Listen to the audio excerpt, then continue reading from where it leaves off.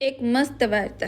એક દીકરી જેને 21 વર્ષ સુધી એની માં દરરોજ ખીજાય, રોકે ટોકે, દરરોજ હાંકે, મોડી ઉઠે તો તરત ખીજાય કે વહેલું નથી ઉઠાતું, જ્યાં જઈશ ત્યાં માં ભેગી નહીં આવે, કચરો સરખો ના વાળે તો તરત માં ખીજાય, પોતું સરખું ના કરે તો તરત ખીજાય, ઘરમાં કોઈ આવે અને આદર સત્કાર ન આપે તો પણ માં તરત ખીજાઈ જાય।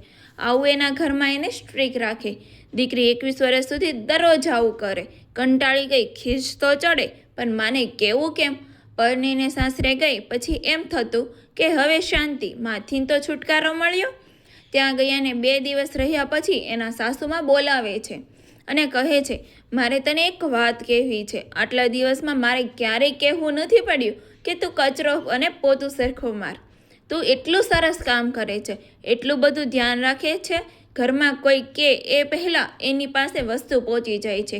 ખરેખર તને ધન્યવાદ છે, તારી માને ધન્યવાદ છે। આ બધા શબ્દો એની જેઠાણીને શીખવે છે કે નાની પાસેથી શીખ કંઈક, અને કેટલું સરસ બધું આવડે છે અને એને કોઈ દિવસ કાંઈ કહેવું ના પડે અને કીધા પહેલાં બધું કરી નાખે છે। એવો દરરોજ જેઠાણીને ઠપકો આપે છે।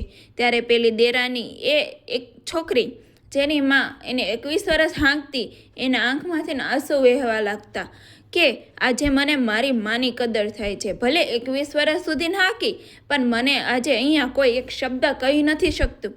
કદાચ એટલે જ હશે કે આવતીકાલે કદાચ મને કોઈ કંઈ કહી ના જાય, એના માટે મારી માં મને આજે કહી જાય છે।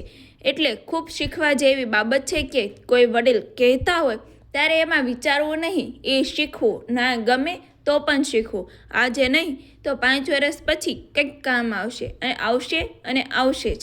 શું કહેવું છે તમારું? જય શ્રી કૃષ્ણ।